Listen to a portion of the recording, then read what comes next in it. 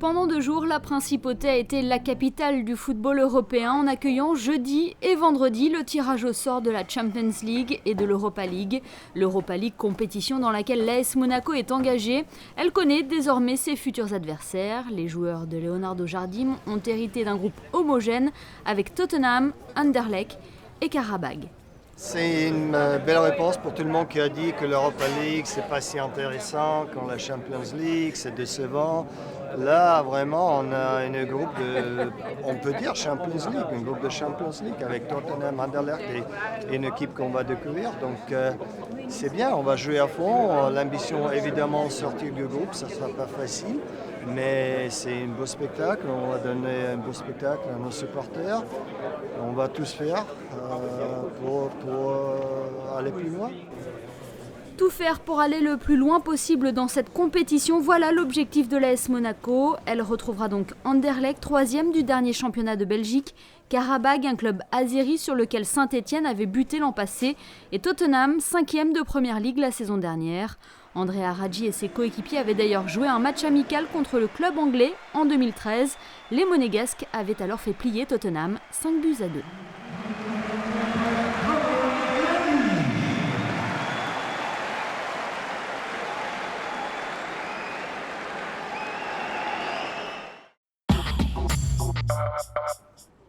Ces tirages au sort de la Ligue des Champions et de l'Europa League ont attiré beaucoup de journalistes. Une grande majorité d'entre eux étaient aussi venus pour assister à la conférence de presse du président de l'UEFA, Michel Platini.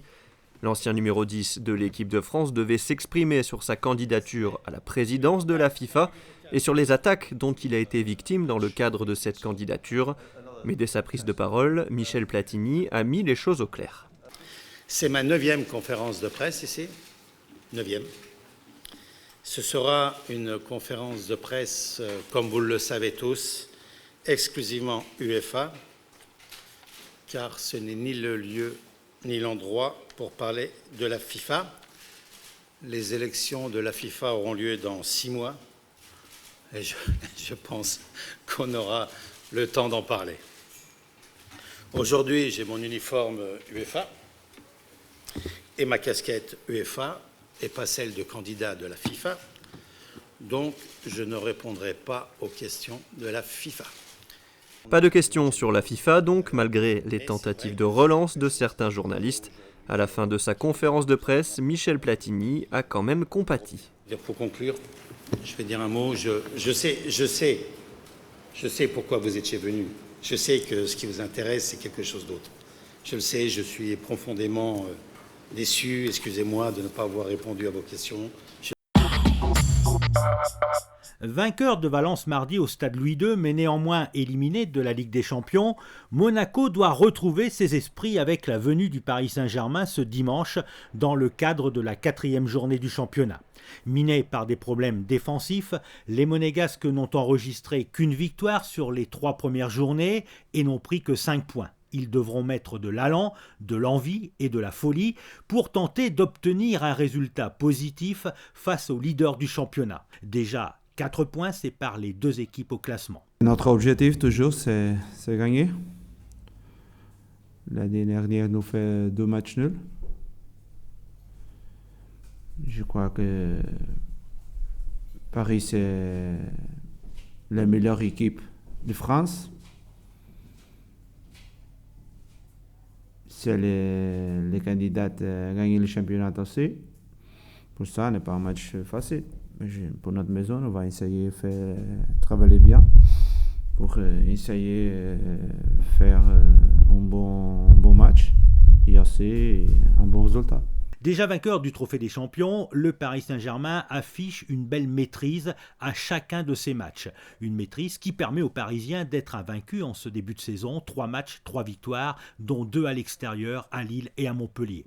Jouer une équipe niveau Ligue des Champions est la meilleure solution pour oublier l'échec de mardi et l'élimination de la plus prestigieuse Coupe d'Europe. Un autre grand match après 3 jours, pour moi, c'est bien. Parce que l'élimination contre Valencia a fait mal, beaucoup mal pour tous, pour nous, pour le club. Et je crois que dimanche, si tu fais une victoire avec Paris, c'est une chose très bonne pour tous. Monaco ne partira pas favori. La dernière victoire des Monégasques face au PSG au stade Louis II remonte à la saison 2009-2010. Depuis, Monégasques et Parisiens restent sur 3 matchs nuls consécutifs. La saison dernière, les deux équipes avaient proposé un piètre spectacle et s'étaient séparées sur le score de 0-0. Les ingénieurs étaient à pied d'œuvre depuis de longues semaines dans l'Ohio puis dans l'Utah où l'exploit a pu être réalisé. La firme monégasque Venturi vient de battre un nouveau record de vitesse sur le lac salé de Bonneville. La VBB3 s'est illustrée dans la catégorie des plus de 3,5 tonnes. Ce véhicule électrique de 3000 chevaux a atteint la vitesse de 386,757 km/h. Initialement, Venturi souhaitait battre le record de vitesse établi par son précédent véhicule, la VBB 2.5, mais les conditions météo et le mauvais état de la piste ne l'ont pas permis. Et la VBB 3 a donc battu un record dans sa propre catégorie. Pour la 3e année consécutive, le site réputé de Bonneville a subi de fortes précipitations, obligeant même les organisateurs de la Speed Week, un événement automobile internationalement reconnu, à annuler l'édition 2015.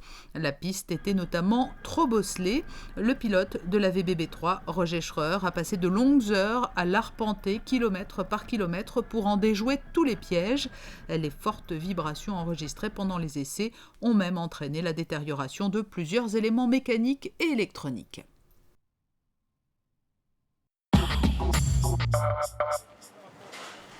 C'est une première du 28 août au 6 septembre. La ville de Pescara en Italie accueille sur les bords de la mer Adriatique une compétition qui réunit tous les sports de mer et de plage, les premiers Jeux méditerranéens de plage.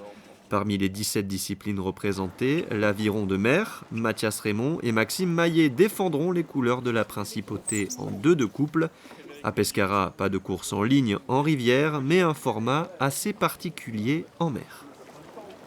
C'est un format complètement original puisque c'est une course en sprint. Donc on a 300 mètres à faire dans un sens, on fait demi-tour. Course au piquet, 300 mètres retour avec franchissement de bouée au passage. Donc c'est complètement inédit comme format. Après il n'empêche que c'est une compétition sportive, on s'est entraîné pour ça tous les deux. Donc on ne sait pas du tout qui sont nos adversaires, on ne connaît pas leur niveau, on ne connaît nous-mêmes pas notre niveau sur ce format-là.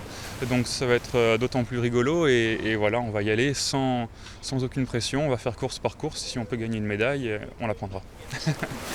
Format de course différent, mais également technique de rame et rôle différent dans le bateau. D'habitude en aviron, il ne faut pas tellement se tourner, on va tout droit, il faut rester justement bien cohérent, bien ensemble, et donc on ne se tourne pas, parce que d'habitude on a l'habitude de dire que lorsqu'on se tourne on perd 1 seconde.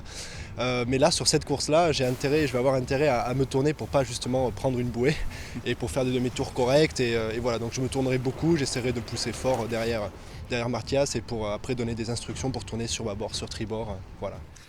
Début de la compétition pour Mathias Raymond et Maxime Maillet ce vendredi avec un duel face à la Slovénie avant de défier le 2 de couple croate samedi.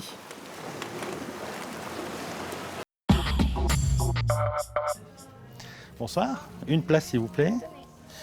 Merci. Voilà, si vous avez envie de faire quelque chose de différent cette fin d'été, rendez-vous au cinéma d'été. Jusqu'au 20 septembre, des films sont projetés sur un écran géant et surtout dans un cadre exceptionnel. On y va, vous allez voir. Un cadre extraordinaire au pied du rocher, sous les étoiles, avec vue sur mer. Un écran de 200 mètres carrés et 500 places assises avec différents tarifs. C'est sans doute l'un des meilleurs cinémas en plein air du monde. Pendant 3 mois, les cinéphiles avertis et les amateurs de cinéma profitent du Monaco Open Air Cinéma sur le toit du parking des pêcheurs. Monsieur Trey, bonsoir. Bonsoir. Comment allez-vous? Bien, je vous remercie. Dites-moi, j'ai envie de dire que le cinéma d'été, c'est devenu une institution à Monaco. Oui, c'est une véritable institution, ça existe depuis 67 ans cette année. Donc c'est pas d'hier, et toujours des films en version originale. Qui vient au cinéma d'été? Des touristes, des monégasques, des résidents? Les résidents, c'est très, très mélangé. On a beaucoup de résidents monégasques, beaucoup de monégasques aussi, qui viennent souvent voir les films en VO. Et tous les résidents, résidents principautés bien sûr, qu'ils soient russes, australiens, anglais ou français, tout le monde se retrouve autour du même film. C'est pour ça qu'on passe le film en anglais. Ça nous permet d'avoir toutes les nationalités. Beaucoup de Russes aussi. Et le confort est total, fauteuil, canapé et coussins pour être bien installé, et même un bar qui propose de quoi se restaurer. Une façon d'associer apéritifs et divertissements. On imagine que sur le plan technique, il y a eu pas mal d'évolutions aussi. Il y a eu beaucoup d'évolutions. Ça change très rapidement, surtout dans le cinéma numérique. Maintenant, il n'y a plus de pellicule. C'est un disque dur d'ordinateur. Il n'y a plus de support. C'est dématérialisé complètement. On peut aller voir ça ? Ah, avec grand plaisir. Ouais, surtout qu'on a une belle machine et une belle installation.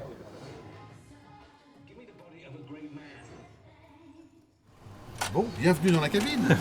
Merci, allez-y, je vous laisse passer. Pardon, excusez-moi. Alors voilà. Ici, on est au cœur du festival, cinéma. Au cœur du cinéma. C'est la cabine de projection et vous avez côte à côte les deux appareils de projection. Vous avez la nouvelle technologie, le projecteur 7 kg, équipé en 7.1 Dolby Stereo, avec son ordinateur et ses commandes. Et vous avez à côté l'ancienne génération, le projecteur 35 mm qu'on a gardé parce que ça a une certaine valeur, un petit côté nostalgique et c'est un très très bel appareil. Les puristes apprécient de pouvoir profiter d'un grand film, un œil sur l'écran, l'autre dans les étoiles, et les anglophones, très nombreux en principauté, sont ravis de regarder des longs métrages dans la langue de Shakespeare. C'est la première fois que vous assistez à une séance en plein air ? Oui, c'est la première fois. Qu'est-ce qui vous a décidé à venir ? C'est pour montrer aux cousins, à un ami, que le cinéma, on ne savait pas trop ce que c'était. Mais... Pour le cadre et tout. C'est sympa ici, le cadre. C'est sous-titré anglais aussi. En français, je veux dire. Du coup, ça fait un petit... Ça améliore votre anglais, c'est ça que vous voulez dire ? Je dirais pas jusque-là, mais ça change de d'habitude. Et vous, donc, vous ne connaissiez pas ? Non, pas du tout. Et alors, votre première impression ? C'est un cadre assez sympa. Que dire de plus What do you think this place? C'est très agréable. J'aime bien, on est en plein air et c'est différent des autres cinémas dans lesquels j'ai l'habitude d'aller.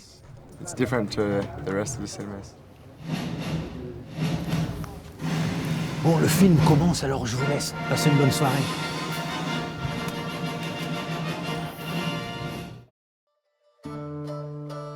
Société Générale Private Banking vous présente la météo.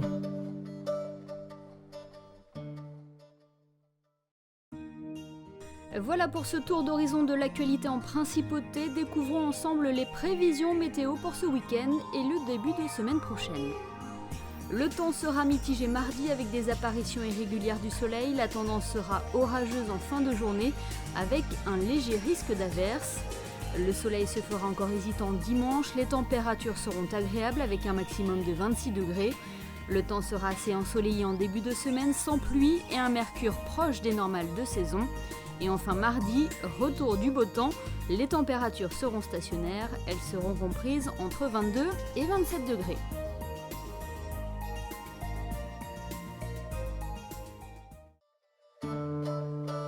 La météo vous a été présentée par Société Générale Private Banking.